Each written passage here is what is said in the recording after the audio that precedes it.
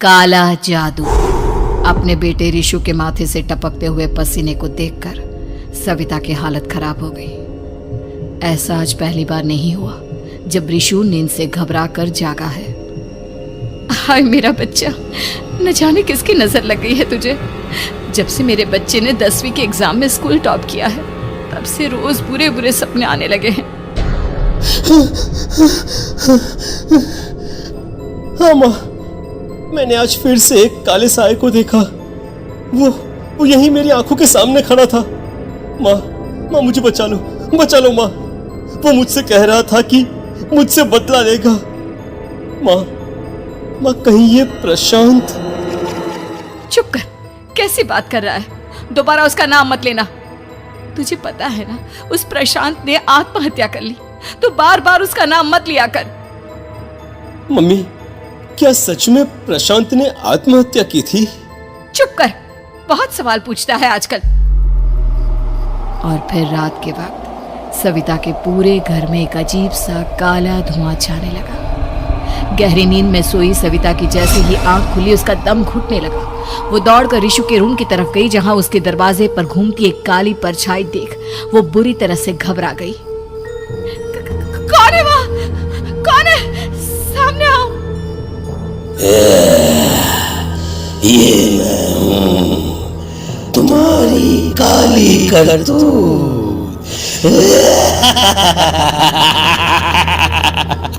और अब मैं तुम्हारे बेटे को ले जाने आया हूं। नहीं, मेरे बच्चे को छोड़ दो प्लीज। मेरे रिशु को कुछ मत करना। वो परछाई रिशु के कमरे में घुस जाती है। सविता भी उसके पीछे पीछे दौड़कर जाती है और देखती है कि अब वो साया साफ नजर आ रहा था। वो सर से पैर तक खून में सना हुआ था और उसके शरीर के सारे अंग कटे फटे हैं। क्या चाहिए तुम्हें? तुम जो बोलोगे मैं करूंगी, लेकिन मेरे रिशु को छोड़ दो। उस परछाई ने रिशु को गर्दन से पकड़कर दीवार के सहारे हवा में उछाल दिया। रिशु जोर जोर से चिल्लाने लगा। माँ बचाओ मुझे, बचा लो माँ, ये मुझे मार डालेगा। माँ मुझे बचा लो माँ। नहीं, ऐसा मत करो। मुझे मार दो लेकिन मेरे बच्चे को छोड़ दो। मैं तुम्हारे आगे हाथ जोड़ती हूँ।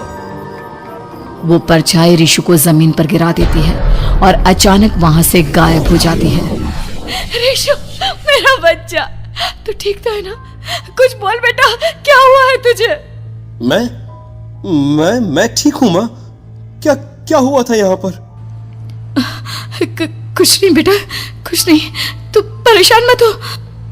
हम कल ही गांव के बाहर जो तांत्रिक महाराज रहते हैं उनके पास चलेंगे। ठीक है माँ, हम जल्द ही उनके पास चलेंगे। मुझे बहुत डर लग रहा है माँ। ये बार बार मुझे डरावने सपने आना, ये सब हमारे साथ क्यों हो रहा है माँ? अगले दिन सविता अपने बेटे रिशु को लेकर गांव के बाहर तांत्रिक के पास जाती है। जिस जगह पर तांत्रिक रहा करता था वो जगह बहुत डरावनी थी। चारों तरफ कंकाल और खूब भूतियां नजर आ रही थी। गांव से दूर वीराने में उस जगह पर जोर से आंधी चल रही थी। रिशु ने डर कर अपनी माँ का हाथ पकड़ लिया। माँ मुझे बहुत डर लग रहा है। ये कैसी जगह है? देख बेटा, हमारे साथ जो कुछ भी हो रहा है उसका इलाज सिर्फ और सिर्फ ये तांत्रिक महाराज ही बता सकते हैं। अब यही है जो हमें प्रॉब्लम से बाहर निकाल सकते हैं। जैसे ही सविता और रिशु तांत्रिक की झोपड़ी के अंदर पहुंचे, वहां का नजारा देखकर उनकी आंखें फटी की फटी रह गई। तांत्रिक की झोपड़ी के अंदर कई सारे लोग अपनी गर्दन घुमा घुमा कर जोर जोर से चीख रहे थे। कौन हो तुम और यहाँ क्यों आई हो?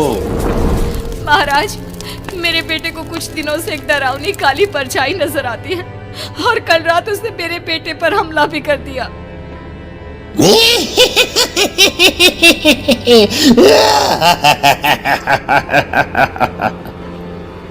मम्मी हमें यहाँ से चलना चाहिए।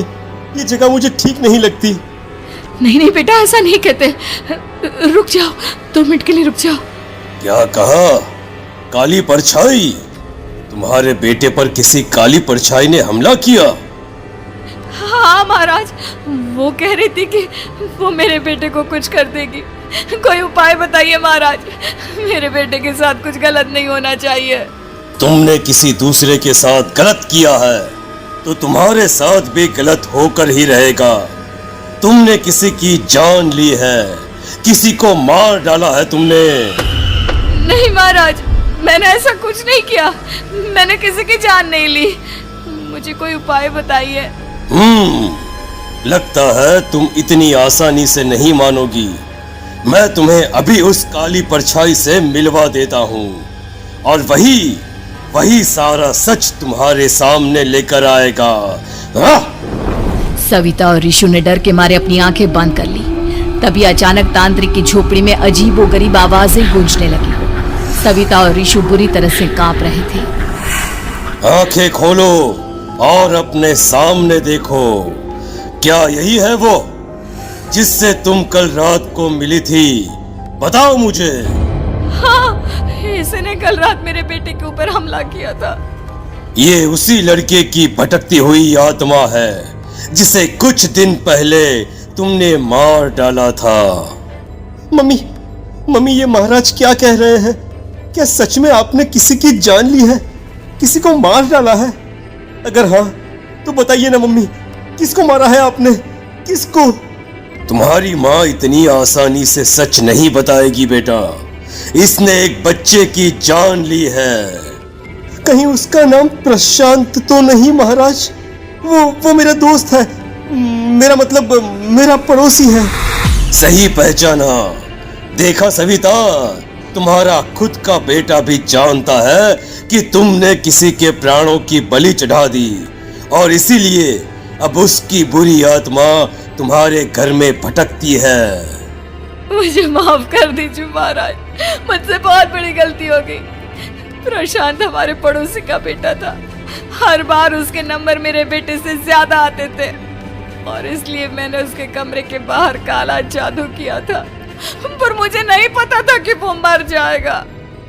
तुम्हारे उसी काले जादू वाली गुड़िया के अंदर एक बुरी आत्मा थी जिसने उस बच्चे के दिमाग पर बुरा असर कर दिया और उसी की वजह से उस लड़के ने अपनी बालकनी से कूदकर आत्महत्या कर ली।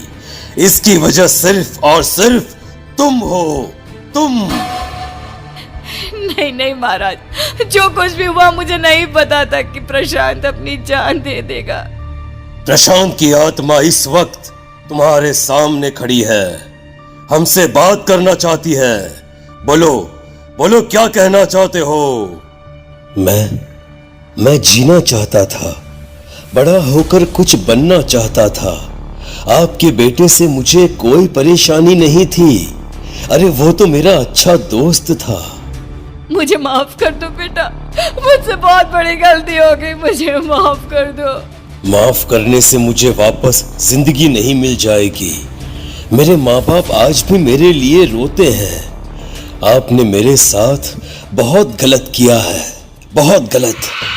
और तभी अचानक प्रशांत की आत्मा वहां से गायब हो जाती है। सविता जोर जोर से रोने लगती है। सुन लिया तुमने? ये तुम्हारे अपने ही किए हुए पाप हैं जो इस तरह से तुम्हारे सामने आ रहे हैं। माँ, ये आपने अच्छा नहीं किया।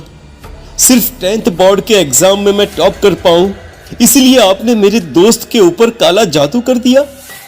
नहीं मम्मी, नहीं, अब हम कभी खुश नहीं रह पाएंगे, कभी नहीं। मेरे दोस्त की आत्मा को कभी शांति नहीं मिलेगी मम्मी, कभी नहीं। लेकिन मैंने जो कुछ भी किया सिर्फ तुम्हारे लिए किया। वो लड़का हमेशा फर्स्ट पोजीशन पर आ जाता था और इस वजह से हमेशा तुम्हारे मार्क्स कम पड़ते थे। मैंने तो सिर्फ उस पर एक छोटा सा काला जादू किया था बेटा। मुझे क्या पता था कि उसका ये नतीजा निकलेगा। जिस गुड़िया को तुमने उस लड़के के कमरे के दरवाजे पर लगाया था, दरअसल उसके अंदर एक बुरी आत्मा का प्रवेश हो गया था, जैसा कि अक्सर काला जादू करते समय हो जाता है। मुझे अपनी गलती का एहसास हो गया है। मैं प्रायश्चित करना चाहती हूँ, आप बताइए मैं क्या करूँ? प्रशांत के घर जाकर उस काली गुड़िया को वहां से निकालकर यहाँ लेकर आओ। मैं उसे आग में जलाकर राख कर दूंगा और उसके बाद प्रशांत की आत्मा को हमेशा के लिए मुक्ति मिल जाएगी। अगली रात सविता चुपचाप अपने पड़ोसी प्रशांत के घर जाती है। प्रशांत के माँ बाप प्रशांत की मौत के बाद उस घर को छोड़कर हमेशा के लिए वहां से चले गए थे। जैसे ही सविता उस घर के अंदर कदम रखती है, उसका सामना अजीबोगरीब हैवानियत से भरी आवाजों से होने लगता है। ऐसा लग रहा था जैसे कोई बुरी तरह से चीख रहा हो। सविता जैसे ही प्रशांत के कमरे के बाहर पहुंचती है, वहां पर लटकी हुई गुड़िया के शरीर से खून टपकने लगता है। ये क्या हो रहा है? इस गुड़िया के शरीर से खून क्यों टपक रहा है? सविता हिम्मत करते हुए उस गुड़िया को वहां से उतारने की कोशिश करती है, लेकिन तभी अचानक से बहुत भयानक दिखने वाली औरत उसकी आंखों के सामने आकर खड़ी हो जाती है। मैं यहाँ से कहीं नहीं जाऊंगी, और अगर तूने मुझे यहाँ से हटाने की कोशिश की तो मार डालूंगी मैं तुझे। नहीं नहीं, मुझे तुम्हें यहाँ से ले जाना ही होगा, नहीं तो मेरा बेटा, उसकी जान को खतरा है।